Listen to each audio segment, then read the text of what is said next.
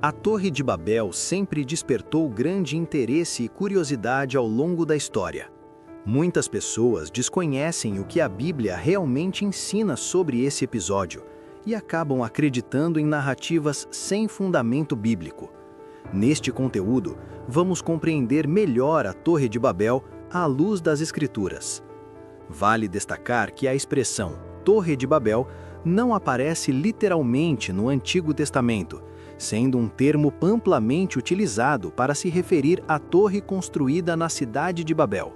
A palavra torre pode ser entendida como uma torre de vigilância, enquanto Babel é associada em uma explicação etimológica ao significado de portão de Deus, a partir da junção do acadiano bar com o hebraico El. Contudo, o nome também é explicado por uma etimologia popular ligada a uma raiz hebraica semelhante à palavra confusão, devido à proximidade fonética. Dessa forma, Babel passou a simbolizar o local onde ocorreu a confusão das línguas e o surgimento das diferenças linguísticas. Antes, porém, de abordarmos a torre, é essencial compreender o contexto da cidade de Babel. Após o dilúvio, Deus ordenou que a humanidade se espalhasse e ocupasse toda a terra. Entretanto, em desobediência a essa ordem, aquele povo decidiu permanecer unido e construiu uma cidade na planície de Sinear. Babel é a primeira cidade mencionada na Bíblia após o dilúvio, e sua região deu origem à famosa Babilônia. A cidade foi fundada por Nimrod, o mesmo que estabeleceu Ereque, Acade e Calné. Mais tarde, ao expandir seu domínio em direção à Assíria, ele também edificou cidades como Nínive. Conforme o relato de Gênesis capítulo 11, é provável que Babel tenha sido o centro inicial de seu governo, marcando o começo de seu reino. Junto à construção da cidade, o povo iniciou a edificação de uma torre com o objetivo de fortalecê-la. Essa iniciativa contrariava diretamente a vontade de Deus, pois representava a rejeição explícita do mandamento divino de se espalhar pela terra. A expressão bíblica, cujo topo alcance os céus, evidencia claramente a arrogância daquela civilização, além de demonstrar o progresso técnico alcançado pela humanidade naquele período. O texto de Gênesis não afirma se havia temor de um novo dilúvio, mas a grandiosidade da cidade, a imponência da torre e a insistência em manter a sociedade unificada sugerem essa possibilidade. Caso isso seja verdadeiro, tal atitude revelaria não apenas desobediência, mas também incredulidade na promessa divina de que a terra jamais seria novamente destruída por águas. Quanto ao método de construção, na região de Babel, não havia pedras adequadas nem cal para a argamassa. Por isso, as edificações eram feitas com tijolos de argila, secos ao sol ou queimados em fornos. O alicerce era formado por argila compactada e o betume servia como material ligante.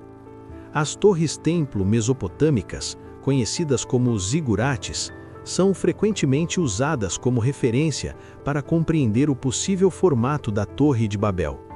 Essas estruturas eram retangulares, construídas em níveis sucessivos e acessadas por rampas e escadarias. Normalmente possuíam 3 níveis, embora existam registros de zigurates com até 7. No topo, havia um santuário dedicado à divindade cultuada. Entretanto, essas descrições são apenas estimativas. Não se sabe quantos níveis a Torre de Babel possuía, nem se ela tinha função religiosa, especialmente porque sua construção provavelmente foi interrompida com a dispersão do povo, assim como a própria cidade. Também não há consenso sobre sua localização exata, apenas sobre a região geral onde Babel se situava. Por essa razão, surgiram diversas hipóteses. Alguns intérpretes seguem a tradição judaica e árabe, que identifica a Torre de Babel com o Templo de Nabu, localizado cerca de 16 quilômetros ao sul da Babilônia. Essa estrutura possuía 7 níveis, e seu nome pode derivar de uma expressão que significa Torre do Poder. Outra teoria sustenta que a torre ficava na própria Babilônia e seria o Etemenanque, cujo significado é casa da fundação do céu e da terra. Essa construção em forma de pirâmide escalonada teria cerca de 100 metros de altura e era conhecida como a Torre da Babilônia. Acreditava-se que o Deus ali cultuado descia para se encontrar com os homens. Posteriormente, essa torre foi destruída por Xerxes e seus restos foram removidos, restando apenas uma grande depressão no local. Há ainda estudiosos que sugerem que a torre se localizava a oeste da atual Bagdá, no Iraque, embora essa hipótese seja pouco aceita, pois a cidade dessa região só foi desenvolvida por volta de 1400 a.C. Algumas tradições judaicas afirmam que Deus enviou fogo do céu e destruiu completamente a torre, inclusive seus alicerces, tornando impossível sua identificação.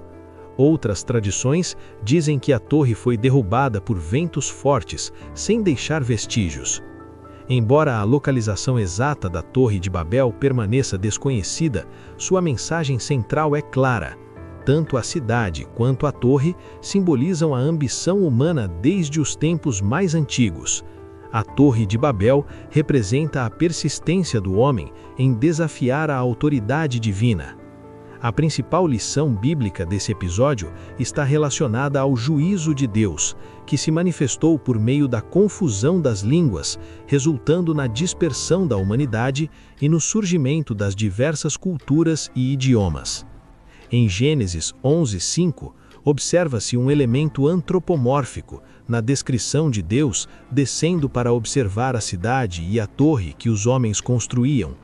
No versículo 6, o Senhor declara que aquilo era apenas o começo e que a ambição humana não teria limites.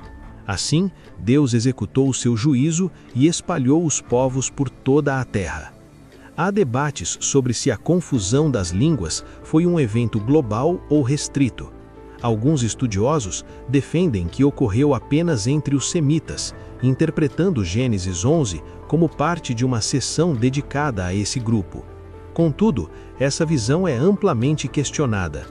A interpretação mais aceita sustenta que a confusão das línguas teve alcance global. Isso indica que toda a humanidade estava concentrada em Babel e falava um único idioma, conforme sugerem os versículos 1 e 6 do capítulo 11. Dessa forma, o autor de Gênesis apresenta primeiro o resultado das divisões no capítulo 10 e, em seguida, explica sua origem no capítulo 11. Por fim, muitos especulam sobre qual idioma era falado antes da confusão em Babel.